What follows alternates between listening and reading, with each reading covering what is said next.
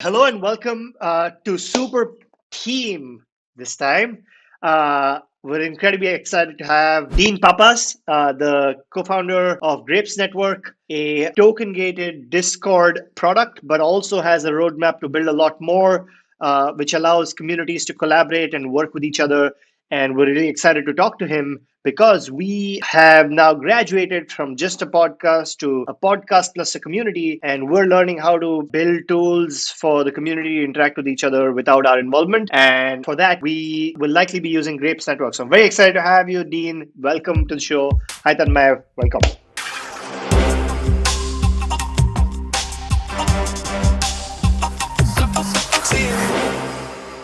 Thank you for having me. Yeah, very excited, especially for the super team plan. So, Dean, tell us how you started, the Grape protocol. How did that come about? So I've been in crypto, personally, I've been in since 2013 as kind of like an investor first. And then about 3 years ago, I started helping building side. So I was working with Marlin Protocol. You guys might know about them. And then I went to Ethereum Classic for a while, which was a huge learning experience in like real, like hardcore decentralization. You want to talk about like true believers about, all of blockchain and decentralization, go into the Ethereum Classic world. Those guys are hardcore.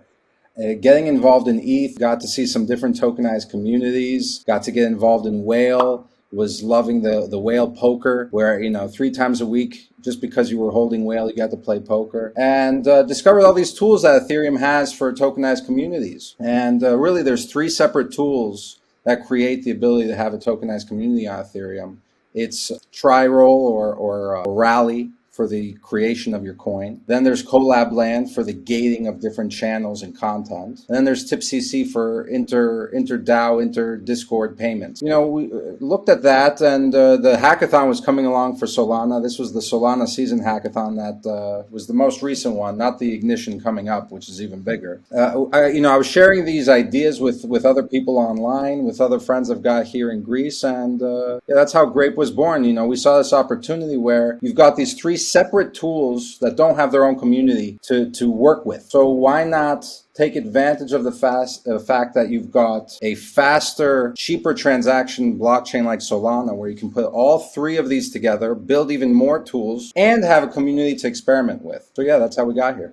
The idea of having a tokenized community is really interesting to us, but also really scary to us, because you can have what are these tokens used for other than gating people into the community, right? And if they're just used for gating, do you really need them to trade in a liquid marketplace? How have you balanced communities that are truly creating utility for the tokens that are being used to gate people into them versus the communities that may just start issuing? Because we may see another 2017 ICO style event with every community issuing tokens, which may eventually not hold value. So do you have a view on what is the best way to use tokens in a community? Yeah, absolutely. The biggest problem that you've identified is most of these tokenized communities have no outputs. So for a tokenized community token to be having a utility, there has to be an output from the community. So either that community is creating some sort of content that's then charging to the external marketplace, hey, you have to pay us in Grape, or there has to be another tool set, something that community is supporting underneath it, which is, for Grape, it's our tool set.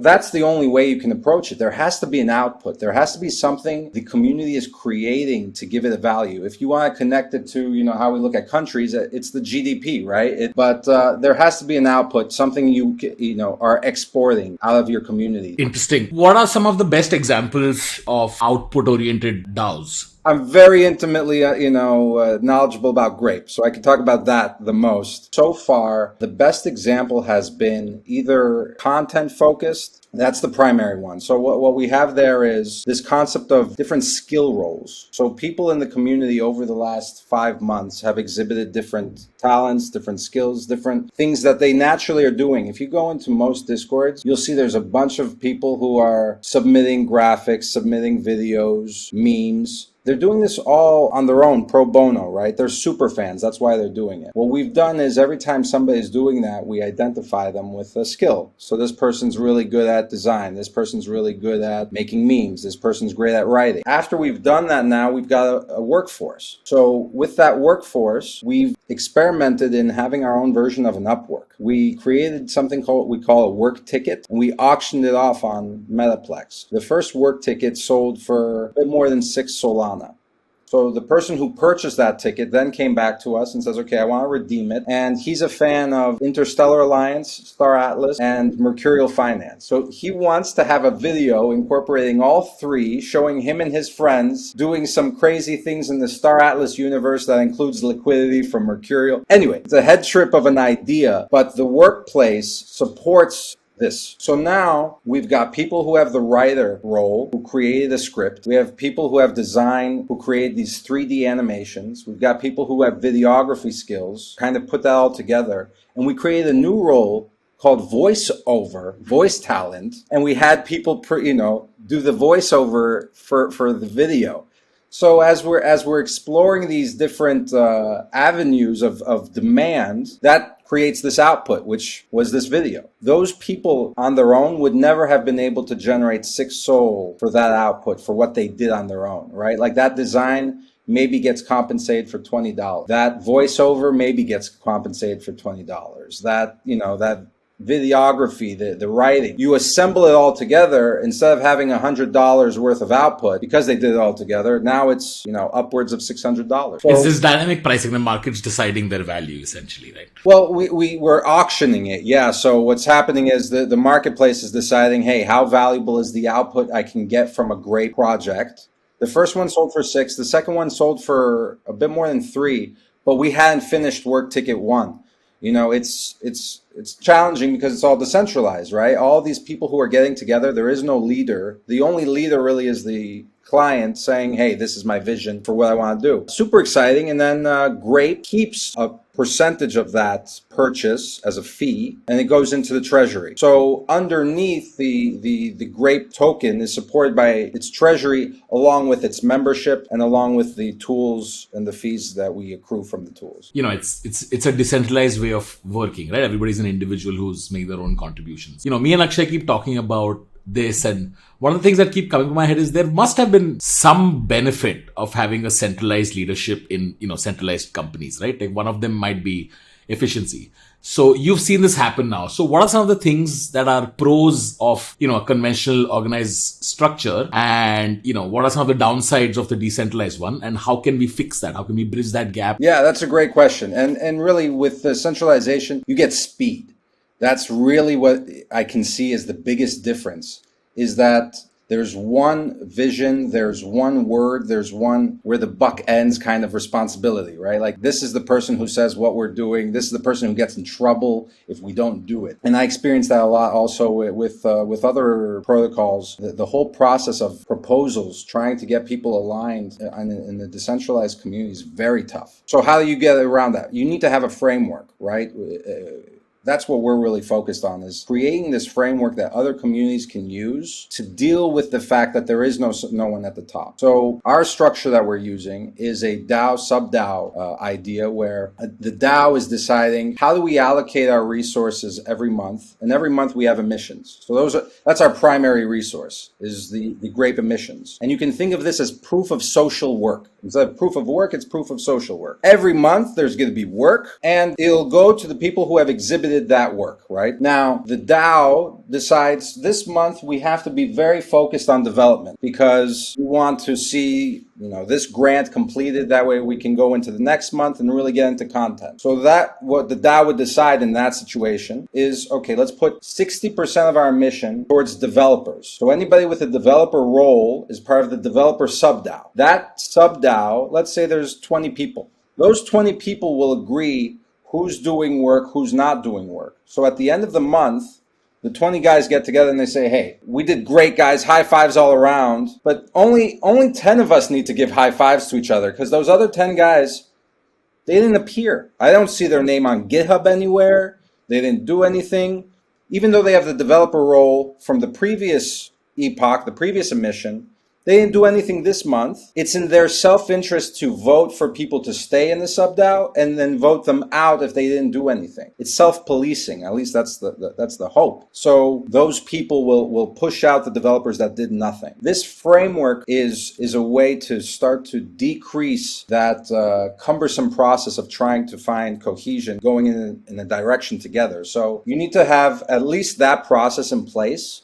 And then I think you need to be very oriented on deadlines. Like as a community, there has to be a process to which we say, by this date, this happens, or else that grant no longer exists, right? There has to be a central organization of people who are, holding enough skin in the game and are active enough to make decisions. The most important decisions are how much are we compensating which sub-DAO, right? Where is our focus this month? And then the second one needs to be who is going to be doing that work? Are these people the developers? Do they remain as the developers? Those are the two most important. Akshay, I was thinking when he was talking about, centralization brings efficiency. And I was like, the blockchain trilemma applies to decentralized communities as well, right? The second thing is it almost feels like we're going back to a pre-civilized era, right? Like tribes are forming on their own because there aren't any rules. There are no conventions. Each one finds their own method of working. For example, like I was thinking, if the community is okay with some sort of centralized leadership, that works for the community. Like that's some tribes decided that, hey, we want to go with one leader and this leader controls everything. Basically, what this does is doesn't give the communities any rules and lets them make their own. That's essentially where we're headed, right? Absolutely. I mean, that's where we're headed in the short term because we're in a method of discovery. I love the fact that you brought up tribes and civilizations because that's where my mind is all the time. When you think about things like reputation and the benefits of having small tribes, back in the day when there was only, 100 people in your vicinity, you knew everybody intimately. Whereas today, I live in a city of 5 million people. I have no idea who I'm sitting next to and what they might have done, right? Back in the tribe days, if you stole something, the rest of your lineage will be known as, Tanmay, son of the thief. The son of the thief, yeah. Right? Like you couldn't get away from that. As we grew, we lost the benefit of this reputation. Now coming back into this decentralized world, we can get that back again. We can get back this reputation because the ledger's keeping everything, all of your activity. So if we can connect activity and put it on chain in a way, we can start get back some of those benefits. Because I think those are benefits. I think there's a benefit to social integrity being on a ledger. If you've led a life of integrity, there should be a benefit. Today, there's zero ledger of your integrity. There's a ledger of perceived failures of integrity. You could have gone on trial for something horrendous, gotten off. There is no trail of that, right? No one remembers that, especially if you go to a different country. If you did, happen to steal something when you were very young, that's going to haunt you for the rest of your life. We've done a fantastic job of punishing people. We've done a horrible job of incentivizing good behavior. So now with these new civilizations, one of the things I want to really focus on is that. How do you take advantage of the fact that we can keep a memory of good behavior? Akshay, we're going back to the tribes, right? Like it's that era, except it was extremely difficult to leave a tribe and join the other one because there was a geographical barrier that came in the middle. Now there is no geographical barrier. So you are going to be a part of the tribe of your own volition, of your own conviction. If you don't agree with the tribe, you can leave and you can try out 10, or you can be a part of 10 tribes at the same time. Your level of dissatisfaction with your tribe now has an actionable outcome. You can leave, which earlier was tougher because leaving meant not drinking food or water for 25 days. Today, it's a lot easier it's easier than switching a job, right? Imagine having 15 freelance jobs that are available every time and you choose who to work with. Yeah, I mean, try telling the Bitcoin maxis that it's easier to leave and join.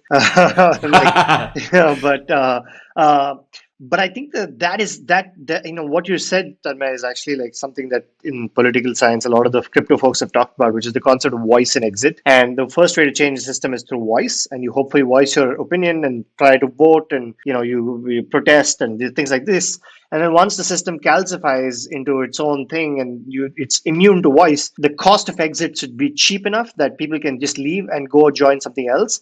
If not, then you're stuck in this system that's not rewarding you for being a part of it, right? And so what this is reducing is the cost of exit, because the cost of exit is one click of a button in a Discord channel, right? You right click and say leave server, or you click and say you join server. That's the cost, versus having to walk on sit on a camel and travel for 25 days, right? And so that is exciting. Dean, I think there's one more unique feature to what you're doing at Grape, which is typically people build the technology product and ship it for operational teams to use. But you're kind of doing the dog fooding thing, which is you're not only shipping the platform in which people use token gated communities, you've also created a community that's building Grape. So you've kind of had this, back in my previous company, we used to have this team called Product Ops. And the reason for that team is simply because product managers and operations people just spoke over each other, right? One would speak English, the other would speak Swahili, and they would just not understand each other, because you needed somebody who could mediate the conversation between them to prioritize what needs to get built and what's being done manually that needs to be automated. And so the product visionary will be like, oh, we want to build flying cars. And the guys on the ops side are like, yo, we're sending driver payments in a manual Excel spreadsheet. Can you guys fix this so I can push a button and send payments out, right? And so you need a team that would mediate what needs to get built versus what should get built. So it looks like you already have that. So can you talk a little bit more about that experience and how that informs? It's like calling people to the town square to come and build the town square. Yeah. So many ideas of what we're building have come from the community. Like the escrow bot, for example. I never was so deep into NFTs until recently. I never experienced talking to somebody on Discord saying, hey, I have this, I want to send it to you, but how do we trust each other? What they do right now is they delegate it to a third person in the Discord. I didn't know that even existed as an operation. So because we have a community, we're seeing it. Now we know we need to build that. Another example is the workplace concept. Like, we didn't go into this saying, hey, so sorry, maybe you should just explain what the escrow bot is. It's basically when somebody wants to buy an NFT from another person in the marketspace, the bot helps you do that. So let's say, like today, if I wanted to do a swap, not including a marketplace, right? Like actually, you have a monkey business that I want a lot, and you and I have negotiated to do a trade. I'm giving you 1,000 SOL for it. So far, the only way is I send 1,000 to Tanmay, you send your NFT to Tanmay, and then he does the swap for us. That's how it's traditionally been done. But there's no reason to have to trust when you can have a third, Got it. a non-custodial wallet, an escrow wallet, exactly. Until you have a community, you don't realize how much talent there is, talent that's not being compensated. And what God, I love people, man. What beautiful creatures we are that we'll work on stuff without compensation. It's so great when you show a model for there to be compensation, right? So that didn't exist. I didn't even conceive of the fact that so many people are doing so much work for free, not trying to monetize it at maximum efficiency, because they're working all together. Now we can offer clients a superior product for a cheaper rate, better transparency, and on the other side, these guys are getting a higher compensation for things they were doing out of passion. Those are two examples of something we wouldn't have had without our own community. I'm also thinking a lot about time frames. Like, whenever we decide to make these massive upheavals, like, I don't like New York, I'm leaving. You're usually going to connect that to another milestone. As soon as I get my paycheck, I'm out of here. Or as soon as this quarter ends, because traditionally all payments have happened on a monthly basis, or all events happen at some sort of milestone. Why are we doing monthly payments? Why is payroll monthly? Because it's cumbersome to sit there and have payments be minutely or hourly. There's no reason why we can't do that today. Why can't I be compensated on an hourly basis? Why can't I pay my landlord on an hourly basis? There's a lot of new things we can do with this, with the Web3 world. Wow, it's just the thought. It requires so much unlearning, because if we just keep going down this track, we're going to reach what is time? Why are we following this calendar? Talking about Discord, Dean, like this is how I describe it. It's the best ugly app I've ever used. Right? Like I don't like how Discord feels. I don't know if this I want this to be my ideal Web3 experience, right? Like it's great and it's enabling a lot of stuff. If there's some stuff that you could change about Discord, what would that be? You know, a lot of my thinking goes into things that you wouldn't care about. Like one of the things is server ownership. There's only one server owner. It's so centralized. I'm thinking about multi-signature, multi-layer ownership of a Discord server. But that doesn't affect the UX, right? You don't, Yeah, of course, yeah. That's a DAO thing. That's a DAO thing. Yeah.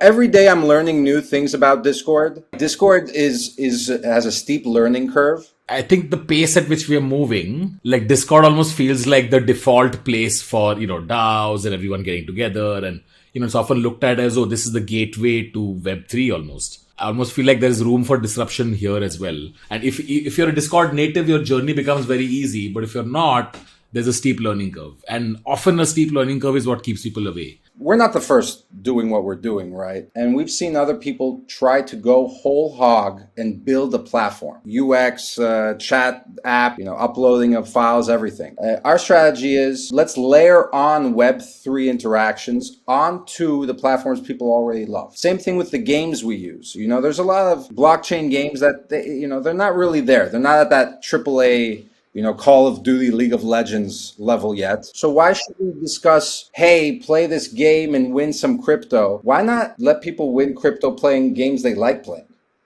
So what we do is have our competitions on Call of Duty, League of Legends, PUBG, like things that people are playing anyway. So the strategy continues to be put the Web3 layers on top of things that people are already using.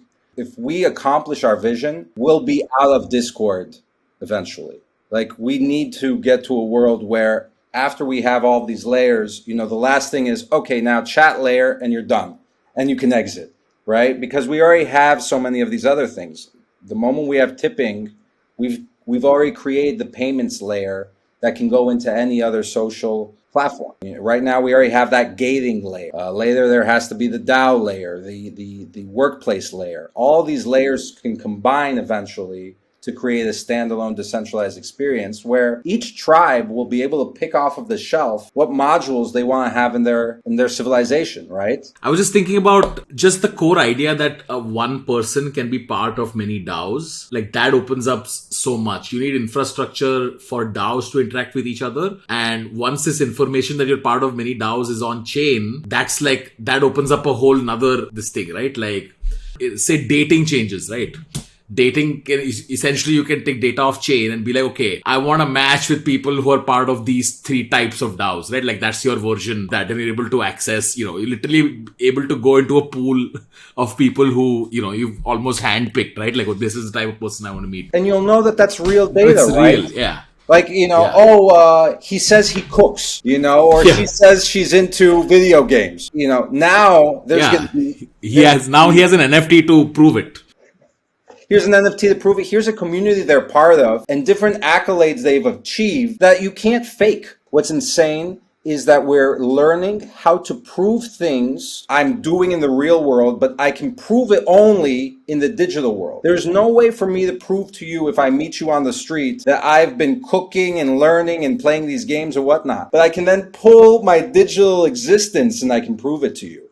So, Dean, Grape Network as of today, what can people do? If people out there are thinking about starting communities and they want to start, thinking about organizing a group of people around an activity, they want to use Grape Network, what can they do today? And what's in your product roadmap 0 to 3 months from now? So the obvious one is Grape Access, right? Which is they come to us, we're able to set up all of those permissions and that structure for how the roles work. We ideate that with people. Like, okay, if they're holding this, they'll be able to have this kind of permission in that. Now, separately, we've just launched an incubator process. We prepare all of the Discord, we handle all of the moderation, and we also connect that person with our workplace. So that way, a community can automatically automatically have some sort of support from a marketing standpoint, right? Grape is talking about it. They're part of the Grape incubator. They're automatically going to have a structured community, which includes all the permissions, the roles, and all the things that we've discovered on our journey, that we automatically go and set that up for the potential community. And then the third is that they get this workplace where automatically, instead of having to now go online, go to Fiverr, try to find somebody to draw this or to write this. So that's what they can do today. In the future, we're going to be having intra-DAO payments. And that is extremely important from an operational standpoint, from an admin process, and it's a better user experience. Today, the user experience of us distributing emissions and you receiving them requires several clicks and different windows. With tipping inside Discord, it'll just be one command, tip all of the designers. Now, that's something we're going to be launching within the next 2 months. And what are the types of communities, if you can name 2 or 3, that are using the product and benefiting, just to give people a sense of how to expand their imagination, right? Yeah, so the most common one is like the NFTs, right? So Degenerate Ape Academy, Solana Monkey Business, Aurori. Degenerate Ape Academy, what they recently did was this. They just had their council vote. So they wanted to vote for the 15 people who will be responsible for making the big decisions. The vote happened within their Discord. So they had a separate bot. We didn't build this one. They found it. What's great about open source is all of this, you can find it. So the bot tallies up votes. You write in the channel, you say, I'm voting for this person. They had a separate bot that connected to GitHub. Somebody would issue a proposal there, and then they would create a channel for that candidate. What we did with Grape Access is, first, you couldn't be part of the voting if you weren't verified as owning a ape. But then on top of that, the apes wanted to give more votes for every ape you had in your wallet. So we also can do that, right? We know exactly how many apes are in each wallet. Now, we never share, hey, this is the Discord ID, here's the address. What we say is, here's the Discord ID, this is how many apes he owns. And then they can take that to do their decentralized voting. So there is no other way somebody could do this today without using Grape. So that's one. The second one is FTR, Future Finance. With FTR, what we've done is we have a gated channel where the founder of FTR, who's a phenomenal trader, he does live trading sessions on Bitcoin. So if you're holding, I think it's like 300 FTR, you get as a benefit, as like a shareholder benefit, if you will, instead of a dividend, what you're getting is live trading sessions run by the founder of FTR. That doesn't exist anywhere. Like, if you have Netflix stock, hey, you just have Netflix stock. Here, you get to watch the Netflix movie ahead of time, right? There's a benefit from proving you're a shareholder. Like Port Finance has done the same. The Port Finance founder is in our Discord more than theirs because he knows that these people he's talking to, they're not wasting his time, trolling. They all hold more than 10,000 Port, right? We've been thinking about this, and if you look at all the things you described, whether it's live trading sessions, whether it's pricing work, that's creative work, all of this was mediated. The price of all of this was either unavailable or mediated by a middleman. So in a creative person's job, for example, agencies and the middle management in agencies ate most of the revenue and paid the creators as little as they humanly could and built a business model around it. And creators are like, oh, I want to be free in life and things like this. And they didn't want to commit to anything. That's a great upside for the agency runners, right? But creativity is a scarce good, right? So we didn't know what the price of that scarce good was in a marketplace. Similarly, this access to a trading session, access to internal group is a scarce resource. And I see tokens as a way of pricing scarcity in all the ways that existed already, but just we weren't aware of or we took for granted, right? And so what is the price of 1 hour video call with an incredible DeFi founder? I don't think we know the answer to that, and this idea of a work ticket is so fascinating. You've created price discovery for creative talent. The creators, after listening to what you just said, should be shocked by how underpaid they are. If that's the price the market is willing to pay for a video, how much were they paid the last time they did work with a large agency, a large company, several other middle organizations involved? It's one of the things that drives us to build Super Team as kind of this community where people can come and find work to do with our partner projects. So I wanted to ask you how if somebody's watching this video right now and they're like, hey, I have some creative skills, I want to come and join this network of people who are getting paid 6 SOL to make a video. Do you have a selection and onboarding process? How does that work?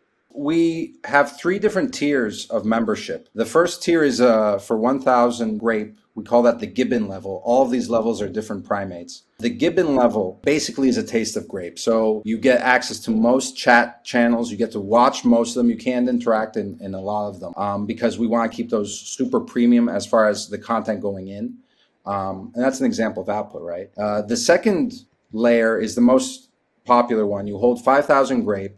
You have access to almost every single channel. You have access to almost every single event. But most importantly is our workplace. If you want to be part of our workplace, you have to be holding 5,000 Grape. So we're not just letting anybody come in and say, hey, I'm a designer, here's my designs. If you want to take this seriously, hold 5,000 Grape. That's all you need to hold. And from there, you're part of the workplace. You're going to need to show some skill, but that's what we require. So that's the onboarding. And then we have multiple different channels. We have a thing called the role guide, which tells you, hey, you're a designer, post some designs here. You can find some requests over here.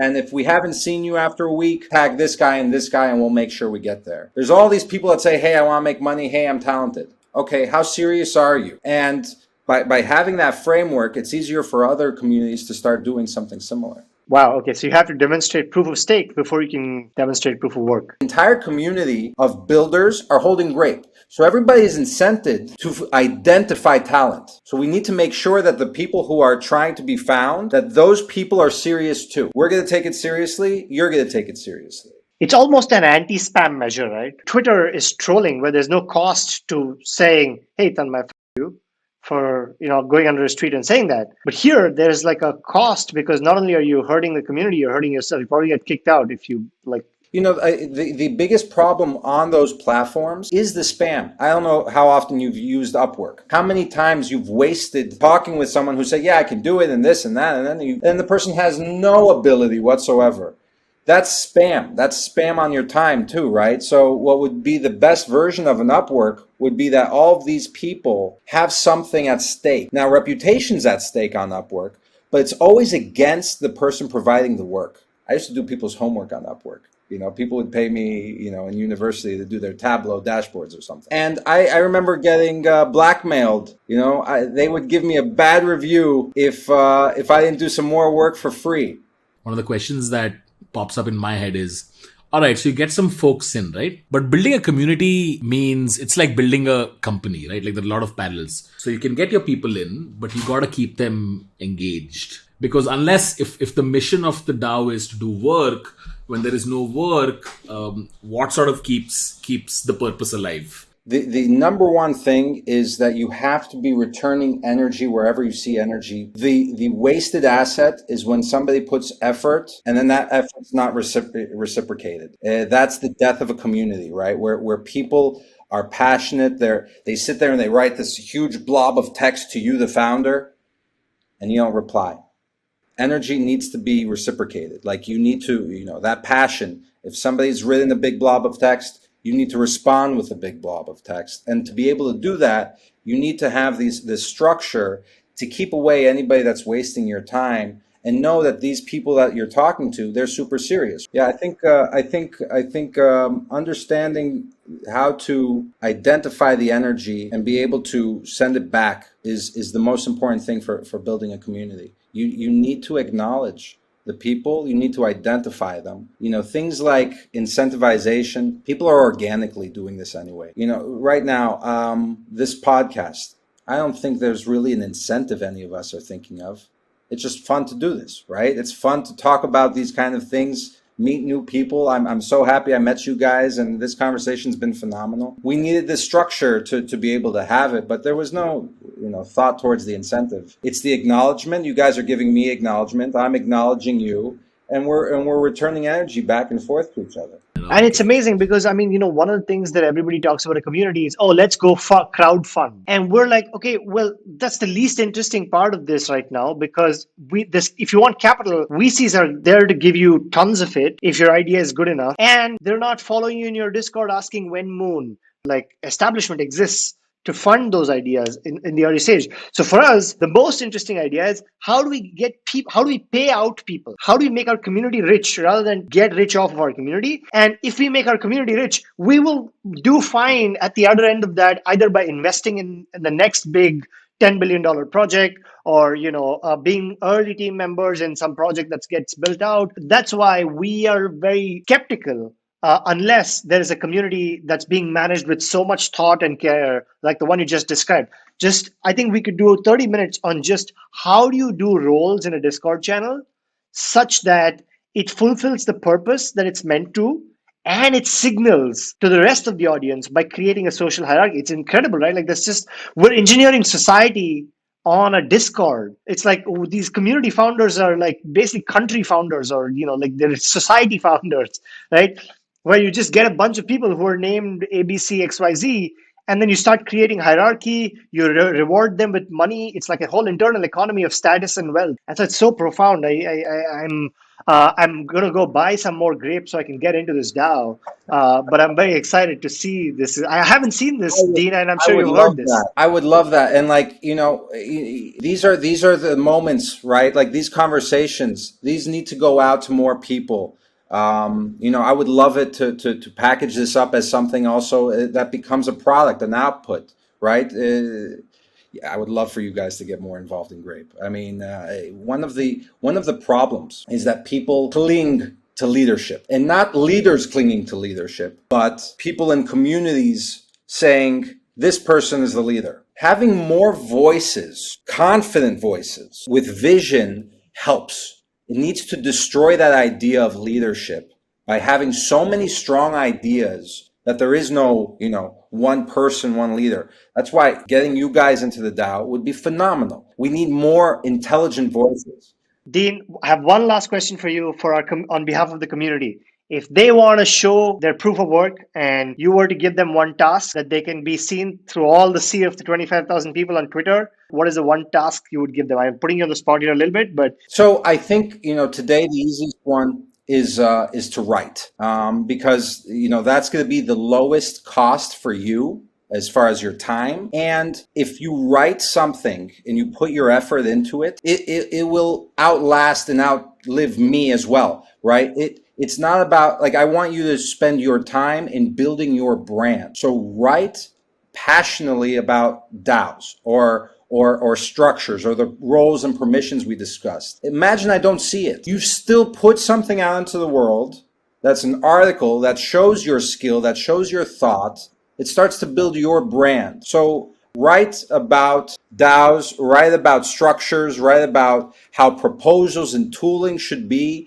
That is the number one thing. I will 100% read it, give feedback. I look forward to all of those. Yeah. Well, thank you Dean, so much for joining us. Thank you guys. Take care. I look forward to Super Team, and I really hope you'll consider a place for me on the DAO as well. Absolutely. Done. Thank you, Dean. Thank you. Thank you, everybody.